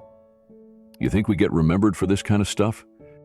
I think we get remembered by the people who needed us, Keanu said, even if they never say it. Daniel nodded slowly. That's enough, he whispered. That's more than enough. A breeze picked up, tugging at the edges of Daniel's worn jacket. He stood slowly, knees a little stiff, and offered his hand to Keanu. Hardhead. Coffee? Man, he said. Let's get some bad diner coffee, my treat. Keanu raised an eyebrow. You sure you can afford the splurge? Daniel smirked. You're forgetting. I've got my first paycheck in 20 years coming in next week. Keanu laughed and stood beside him. As they walked away from the bench, Daniel glanced back once. The ocean was still there. So was the wind. So was the feeling that something sacred had been said without needing to be repeated. Their silhouettes grew smaller against the fading sun, but the impact of that conversation would ripple far beyond that afternoon. Because legacy wasn't about applause. It wasn't about fame. It was about moments like this. Honest, healing, remembered. And in that moment, both men knew they had left something behind that would never fade. They had left the truth. The marquee outside the old Rialto Theater glowed against the twilight sky. An indie premiere, not a blockbuster, was about to unfold. But inside, something far greater than fame or box office numbers was preparing to take place. Daniel Whitaker stood beside Chloe at the edge of the lobby. His suit was modest, pressed with care. His eyes flicked across the crowd, nervous energy pulsing beneath his still frame. He didn't belong here, or so he believed. But Chloe's grip on his hand was firm, grounding. "You okay, Dad?" she asked softly. Daniel gave a faint smile. Nervous, but yeah. She squeezed his hand tighter. "You're here. That's all that matters." Across the room, Keanu arrived quietly. No entourage, no photographers trailing him. He offered a nod and a brief smile. Daniel nodded back, unable to fully speak. They didn't need words tonight. The ushers opened the theater doors. As the audience filed in, Chloe and Daniel took their seats near the back. No red carpet, no spotlight. Just a father and daughter about to witness the return of a man they both thought might never come back. The lights dimmed. The opening scene rolled. Keanu appeared first on screen, but when Daniel entered his first frame, the room fell into a reverent silence. Not out of politeness, but out of awe. There was something in his presence, weathered, raw, honest. A performance that didn't feel like acting at all. Just a man telling the truth. From the first monologue to the quiet expressions between scenes, Daniel wasn't just in the film. He anchored it. A worn-down mentor trying to help a younger man not repeat his mistakes was more than fiction. It was him, and everyone watching could feel it. In the darkened theater, Chloe's eyes stayed fixed on the screen, but more than once she looked sideways at the man beside her. Her father. The man who once vanished from every birthday, every holiday. The man who now sat trembling at the sound of his own voice, echoing through the speakers. There was a moment in the film, a pivotal one, when Daniel's character told the young protagonist, "The only thing heavier than regret is silence. Speak, even if your voice shakes." Chloe wiped her eyes, because she'd heard that same line from Daniel weeks earlier, at dinner, over tea, in letters he now wrote regularly. But hearing it spoken on screen, projected to 100 strangers, it no longer felt like just her father's healing. It felt like everyone's. Halfway through the screening, Daniel leaned forward slightly, hands clasped between his knees. He wasn't watching for applause. He was watching to see if the story landed, if it touched something real in the room. A sniffle came from a row up, then another. Not sobbing, just stillness. Deep breathing. Audiences caught in the grip of something unexpected. Not performance, but truth. The film closed with Daniel's character standing on a shoreline, silhouetted by sunset. No dramatic music, no last-minute plot twist, just a whisper. Maybe I didn't miss my chance. Maybe I was just late to the starting line. And then, the credits began to roll. At first, the room was quiet. Then, a single person rose, then another, then a wave of people standing, clapping, not because they were supposed to, but because something inside them demanded it. He didn't rise, he didn't bow.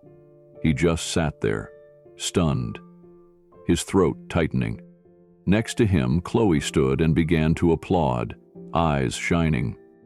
As the crowd continued their standing ovation, Daniel remained in his seat, overcome. Chloe finally leaned down, her hand on his shoulder. "Dad, come on." He looked up, still dazed. "Are they clapping? For me?" She nodded. "Yes, for you."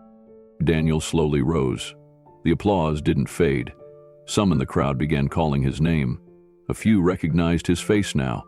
The character actor, once forgotten, now unforgettable. But Daniel didn't walk toward the spotlight. He turned toward the side hallway, quietly slipping out before the crowd could descend. Chloe followed, her hand tucked in his. Backstage, beneath the hum of overhead lights and muffled celebration, Keanu stood waiting. He said nothing at first, just opened his arms. Daniel stepped into the hug. It was firm, long, a decade's worth of silence melted between them in that one embrace. When they pulled apart, Keanu looked him in the eye. "That's the take we'll remember," he said. Daniel's mouth twitched into the smallest smile. I didn't come back for the cameras, you know. Keanu nodded. I know. I didn't come back for fame. I know. Daniel turned to Chloe, who was watching them both. I came back for her. She didn't say a word. She just reached out and took his hand again. This time, he didn't pull away. They stepped outside into the cool evening air. No red carpet, no swarm of photographers, just the night sky above and the distant echo of applause behind them. Daniel looked up. I used to think the only stars that mattered were the ones on a marquee, he said. Chloe glanced at him, curious. And now? He smiled, eyes gentle.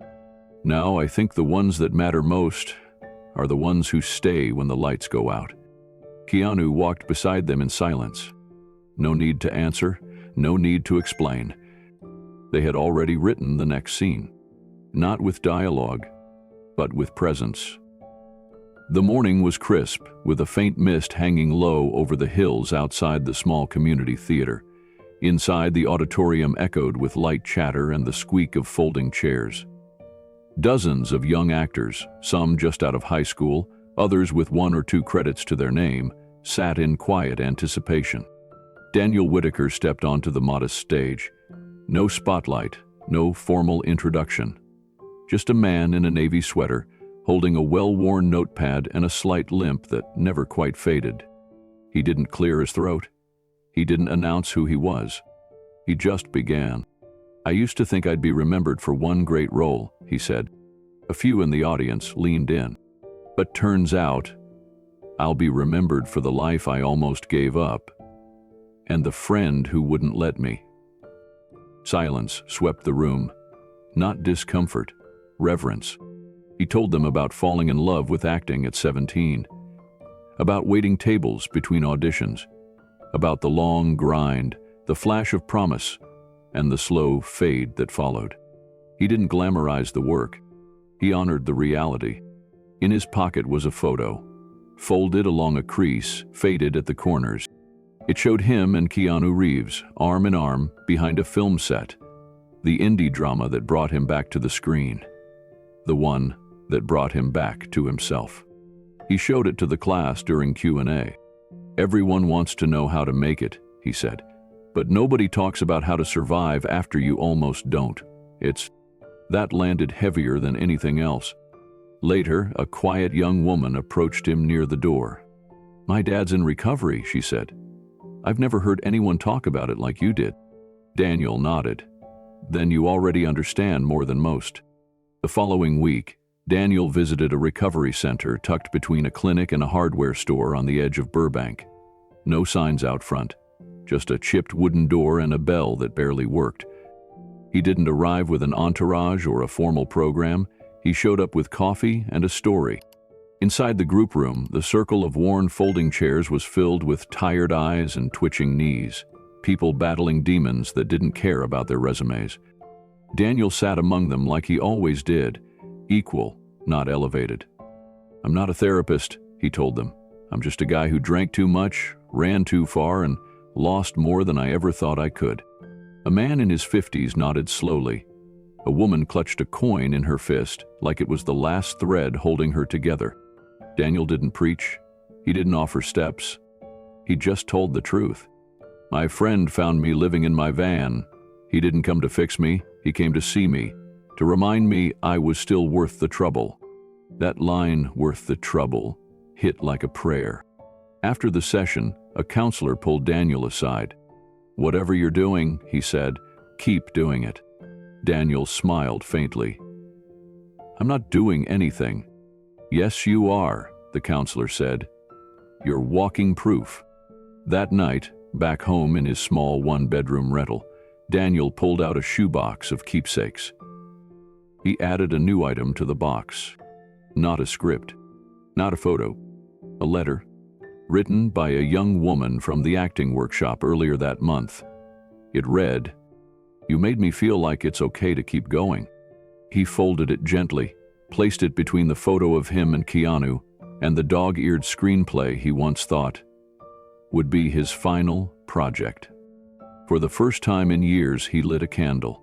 Not for grief, but for gratitude. The quiet kind.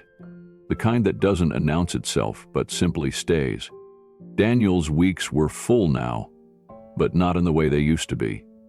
There were no call times, no trailers with his name taped to the door, no red carpet fittings. Instead, he mentored. At a community acting school, he sat in on final scenes and offered feedback with a gentleness that surprised even him. He didn't point out mistakes. He pointed out the moments that felt honest. "You don't need to be perfect," he told one student. "You just need to mean it." Word spread. Not about a comeback, about a presence. About a man who showed up for others when he knew what it meant to have no one. One afternoon, as he was packing up his things, the school director handed him a plaque. It wasn't large or flashy, just a simple inscription. Daniel Whitaker, artist, mentor, survivor. He stared at it for a long time, then tucked it under his arm and whispered, "Took me long enough." That evening, Keanu called. "How was your day?" he asked. Daniel paused, then chuckled. "A kid said I made him believe in the profession again." Keanu smiled through the phone. "Sounds about right." "And you?" Daniel asked. Keanu's voice softened. "I saw someone watching one of our old films. They had no idea who you were, but they were crying during your scene." Daniel didn't say anything at first. Then, "That's all I ever wanted, to be part of something that mattered, even if they never knew my name."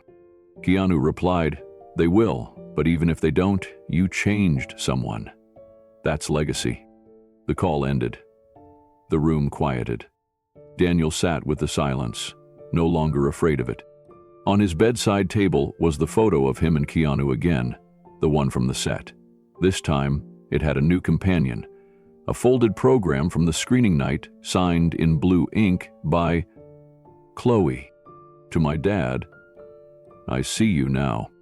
He smiled, turned out the light, and let the quiet settle like a warm coat across his shoulders. Not as a goodbye, but as a thank you.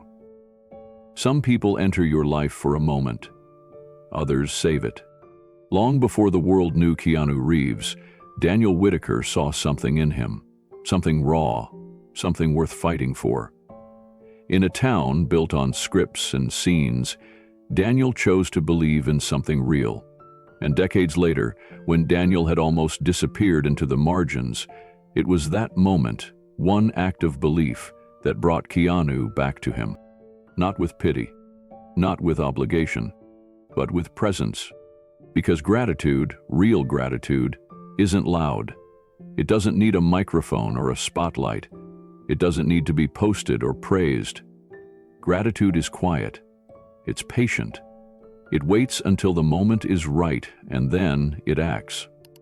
That's what Keanu did. He didn't owe Daniel anything, but he gave him everything. Daniel's story isn't just about a man finding redemption. It's about how fragile worth can feel when the world stops calling your name. It's about how deeply we all crave to be remembered, not for our failures, but for our humanity. There are people walking among us every day who once gave others a reason to rise. They're teachers, coaches, stagehands, extras, mentors, forgotten names in old credits, faces in faded yearbooks, echoes in our memories. This story reminds us that it only takes one person to go back, to reach out and say, "You still matter." Daniel didn't get a Hollywood ending because Keanu came to rescue him. He got it because someone showed up, stayed long enough to listen, and believed until he could believe again. And that belief, that slow, steady, stubborn belief, changed everything. Daniel didn't just get sober. He didn't just get a role. He got his daughter back. He got his voice back. He got his legacy back. Maybe you've been like Keanu, looking back, wondering if there's someone who once lifted you up that you've never thanked.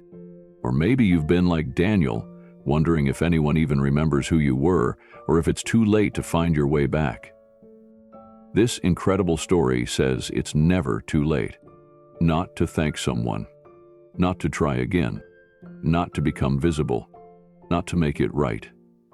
Sometimes the greatest hero isn't the one who saves the world, it's the one who remembers who saved them and shows up when no one else will. So if this story moved you, if it reminded you of someone who gave you your first chance, if it made you think of a time when you almost gave up, if it gave you hope that broken things can be made whole again, then please, like this video, share it with someone you love, and subscribe to the channel for more incredible stories like this. Because someone out there right now might be living in silence, just waiting for one person to look back. Not to fix them, not to save them, but to say, I remember and I'm here. In the end, Daniel didn't ask to be seen again, but Keanu saw him anyway. And in doing so, he gave us all a reminder that sometimes the most powerful scenes in life happen off camera.